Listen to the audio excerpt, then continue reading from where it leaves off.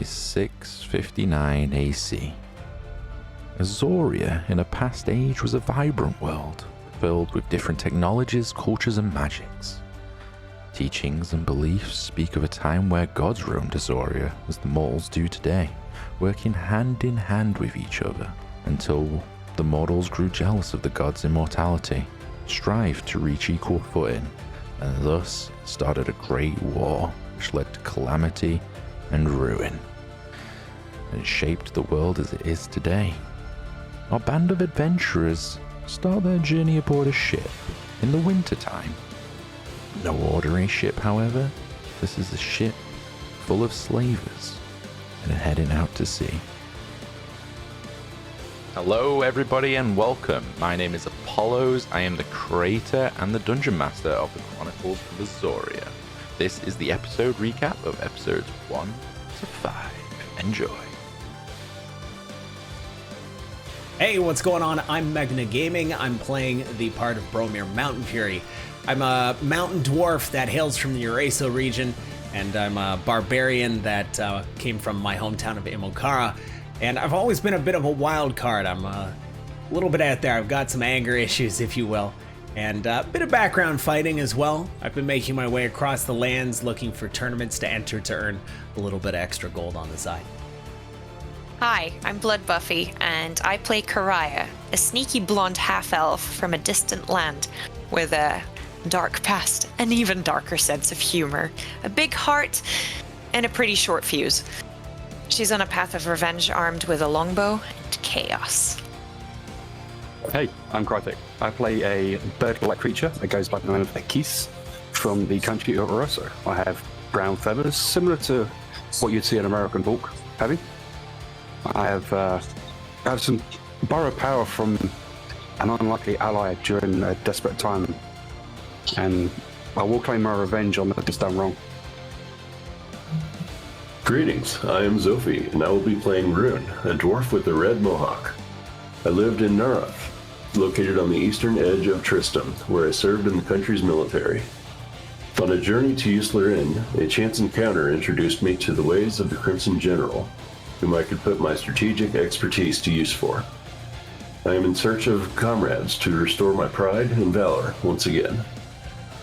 Hi, I'm Cross Kitty, and I play Velia Brightmoon, who is from Alistar and Trisdam. She is a wood elf. She has blonde hair, loves the color pink, very Elwood's Legally Blonde, and she's a very delightful character to play, and I hope that you enjoy meeting her. And so, the characters in play and the scene set, let us begin. Gathering their wits, Karaya quickly realizes just whose ship they're on. It's at this point as well, Blood Buffy, that you realize whose ship this is in your prologue state. Isn't it? Breaking out of their chains, Velia has an idea which Akis fully supports. Alright, I prepare create bonfire. Okay! Maybe not on a ship. Not on the ship. Burn my beard off before the campaign even starts, I swear to God. Look, I'm telling you, you're getting off this ship one way or another. After searching the cargo bay and finding some of their things, they venture up to the deck, where they discover in the meantime that the ship has come under attack. See, like, literally pulling up beside this ship, another ship. Like, literally, like, they're, like, side-by-side-ish now, and the other ship's, like, moving in. Guessing her gears in the captain's room, Karaya is determined to find out. I would like to attempt to sneak past those two buffoons right there who are facing away right now. And So- if that fails, you might as well blow me up. Velia used an illusion to disguise herself as a slaver, using to try and trick the enemy. I just feel influence from each of them, and I cast Disguise Self on myself. Okay? I'm gonna come stand up by her and make it look like I'm escorting her. Ooh. As combat rages on the ship, the DM himself has an epic battle with the map. It's very fiddly on this ship. In hindsight, I was like, this ship's gonna be super cool, but It is super cool. You're not wrong. Getting into the captain's cabin, Karaya finally recovers her equipment. You immediately spot your equipment just like in a backpack off the side. Returning outside, she sneaks up on the unaware captain and succeeds in murdering her ex. 20. You've got so many 20s! That is 24 points of damage in one go. How do you want to do this? That was such a good attack. You described to me how you... Throat. I went... It's gone through his throat. He is choking on his blood. He turns around and sees me flip him off. And with that, the battle and the first episode comes to an end. Party having freed themselves, Karaya avenging herself, and they now have the means to go where they wish. We open the second episode with Bromir trolling the guard, and the party learning what will become of them. As I walk by, just gonna be like, huh. He's gonna trigger the loaded crossbow and stick into the captain's corpse that's on the floor. He's like... We're heading back to Port Croston, where you'll be set free, or to become a citizen of Port Croston. They settle down on the top deck and take the chance to get to know one another a little better. My name's Karaya. Bromir. I would really appreciate it if we didn't discuss the fact that I freed everyone. I'd like to keep my lockpicking skills and murdering skills hush-hush for now. As they arrive at Port Troston, the captain takes them aside and offers them a job. A bunch of angry merchants. Every day now, for the last month, crews knocking on my door that their shipment's been delayed because their caravan of goods has been attacked on the road here. I just need the caravans to get here. By what means you achieve that, it's flexible in the job contract, let's say. A quick rest later, they collect a wagon and venture out. The first day is uneventful, but on the second, they make a discovery. So as you're pulling up to the smoke, you see that a burned out carriage is off the road down in like the ravine bit, which is only, again, probably like another cart's height down, but it's burned out, it's ruined, and the smoke from the previous night is just still, it's not been fully extinguished yet. Although they find no clues at the wagon, they discover a campfire nearby. Assuming this is where the wagon was ambushed, the party makes their plans. The fire's been kicked out, like someone was trying to cover it up but didn't really care too much because they were in a rush. This campfire has been used more than once. The rocks seem to perfectly hide the glow. It's very strategically placed. I think we should do a camp out and just watch this for a night or two. Are we gonna ambush the ambush site? Yes, we are. Oh, how exciting. And so the second episode closes. Although what happened to the merchants is still a mystery, our band is on the case. Who knows what they'll discover next? Having cleared away their tracks for the ambush, they plan to use their own wagon as bait. Some of the group settles in around the rocks and as night falls, keeps watch. Hours pass and the night grows colder. Things have been quiet, but as they look on, spot torchlight approaching. There's like 3 people just coming down the road. One's got a torchlight, the one at the back, and they've got full hoods on. While at first the group seems friendly, things quickly change. As you're conversing, the one with the torch gets a little bit, breaks their formation, and he waves as a snap notice, he waves the torch in front of the horse and it rears up. And with that, I want you all to roll initiative for me, please. Incensed at the horse being threatened, Velia fights fire with fire. Holding on to the beard light and with my casting hand, I look at these dudes and I cast, you know it, Firebolt, because I'm pissed. 9 damage absolutely obliterates this guy. So he's just been hit in the back. He stumbles forward, the torch out in front of his face. The fireball just comes straight through the torch, ignites even more, and just toasts his face off as he falls over backwards. And I look at the guys and I'm like, oh, was that me? Like, oh. Yeah. Don't threaten animals in front of Velia. Rune and Bromir, hidden in the back of the wagon, sense their chance and leap into action. He opens the tarp, he jumps back, but luckily, by the fate of God, you just catch him with the corner, and you slice him straight down his nose, down his chin, leave him on his last legs, and he's like, "Oh, my face!" Ambushing the ambushers, the tide quickly turns in favour of the heroes, although the fight ends in a disquieting way. This guy just turns to you, looks up at you, grappling him, and suddenly just stops resisting. And then you see him take a dagger out, and he flips it around in his hand like he's going to drive it into himself. And he's like, he looks at you as he's in his final moments, and I was dead either way. And then his eyes just fade out. Searching the bodies, a clue is found. The note reads, "Your shipment is late. You better find me more people quick, or else." Piecing together the clues, they learn that the kidnapped people were taken to a cave in the north. In the morning they set out, following the tracks left behind by their enemies. Eventually they reach the mountains as night falls again, and wanting to take advantage of the gathering dark, the group push on, discovering evidence of abandoned torches and lookout points, but no people. Finally reaching a plateau, a large foreboding cave lies before them. Carefully advancing into the dark, it's not long before they find something. A body, and a recent one. This guy has a massive hole in his chest. Not a slash, just a hole that's like not perfectly circular, but yeah. Further down a long tunnel, Akis and Karaya make a grim discovery. So this is like a massive pile of just bloody bodies, rags, Viscera. just like everything's been scooped up somehow and then just crushed and exploded somehow. Unable to figure out what caused such carnage, they search the cabin, and as they draw closer to a door, they hear something. So you slowly mooch up, and as you approach, you can hear a muffled voice. There's someone alive on the other side of the door.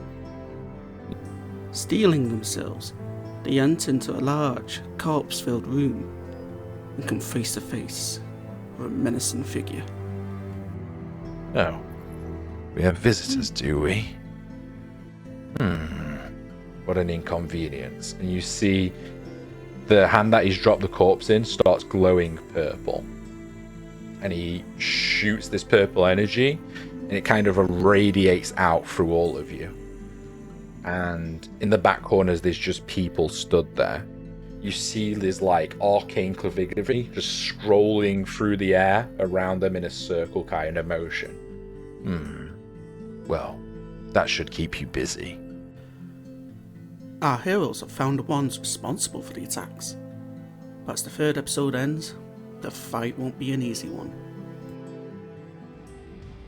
The group prepares themselves for battle when the bodies littering the room begin to twitch and stand up.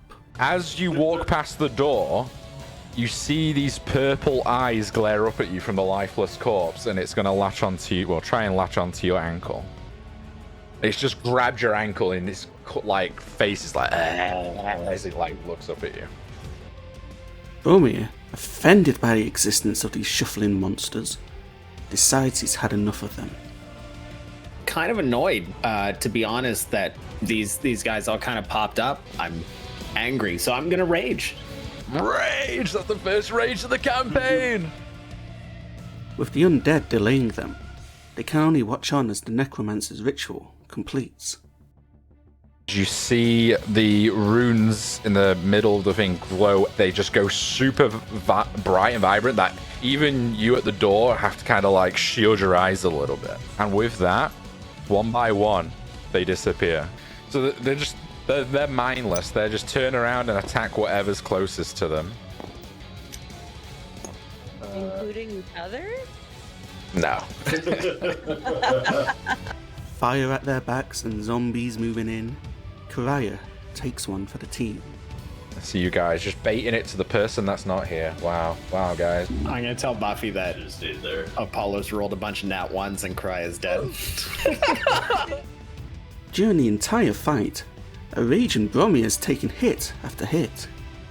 A 15 and a 16, they both hit, right? Yep. 4 points of damage rounded down to 2. Keep this up, I'll be at 50% health soon. Oh my god, barbarians, man. Is it wise to flex in front of the DM, Bromir? The fire just going out, like there's an adjustment. I can't see anything really. Like it was just like super bright, and now it's pitch black. I'm having a rough time. I'm just gonna like wildly flail my axe sort of in this guy's general direction. So we'll see how this goes. I mean, it's accurate. Yeah. Yeah, unfortunately you miss. Pride cometh before the fall. Velia, having been setting the whole place on fire in the fighting, manages to finish the last monster off. And I would like to try to firebolt again. Will a 22 hit? 22 definitely hits, yeah. Awesome damage. Well, he's gonna take 7 fire damage. How do you want to finish this? I would like my firebolt to go forth, hitting him square in the chest, incinerating him from the inside out. Hell yeah. With the fight over, it's not long before they find another clue. He also had like a letter on him. That's obviously covered in blood now. It's an order to fulfill 150 alive bodies in exchange for artifacts worth thousands of gold. And it says at the bottom, it's kind of signed but not signed, Rayla. Rayla? The man responsible for the ritual? Or was he just a lieutenant? The group also discovered that the thieves they had just killed were encroaching on the territory of another gang. Bromir senses an opportunity in the making. So I'm going to relay this information to the group. And I'm going to mention this might be an opportunity, like maybe we say we took out the thieves here. Might be as a bargaining chip. Get us in with these this other organization. This ends the 4th episode. Zombies have been slain, a necromancer is on the loose, and a potential meeting with a gang of thieves in the near future awaits our heroes.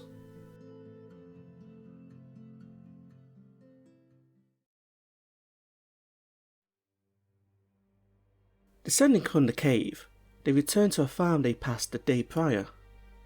Remembering an issue the farmer had with some weird purple rot infecting his crops, they offer to investigate. Searching for more than an hour, they find the rot is magical in nature, leading them to believe the necromancer was behind it.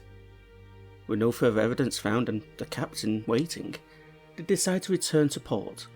After many days out in the wilderness, once inside the city they head straight to the nearest pub. With the others distracted by their drinks, Bromir tries his luck with the bartender. Yeah, I'm looking for some information, and I figure you'd probably be the best person to ask. Probably hear a lot of things being a bartender here. Looking for a particular organization. Are you familiar with the Claw? Sadly striking out with his questioning, they finish their break and head into the slums to find the entrance to the thieves' hideout, coming across someone willing to point the way for coin. There's a few broken wells. The one I know that's been broken for a long time is the one outside the Nifty Sail Tavern. Not entirely trusting this information, Karaya decides a different approach is called for. Can I trip up someone who is wearing leathers and brushing past me and growling? Yeah. Roll me an attack roll, like an unarmed attack. Are we just assaulting the poor now? Sadly for Karaya, but it goes about as well as you'd expect. He doesn't seem to be that shaken, just a little bit more pissed off. And it's, when you've fallen over, you're in that panic mode of, shit, people are looking at me. Oh my god, I look like an idiot. And now I've pulled my, and he's like, just fuck off. And he sheaves his sword and just bolts off the other way. As they look around for further people to harass, trip up or assault, they see odd markings nearby. You do see this iconography of what doesn't look like graffiti or anything like that. It literally looks like a monster has clawed into some buildings. Following these, they come to a tavern that also bears the marks, which leaves Karaya somewhat embarrassed. I swear to God, if that's just the meeting point, and we had that first guy tell us the meeting point, I was just like chaotically harassed a random rogue.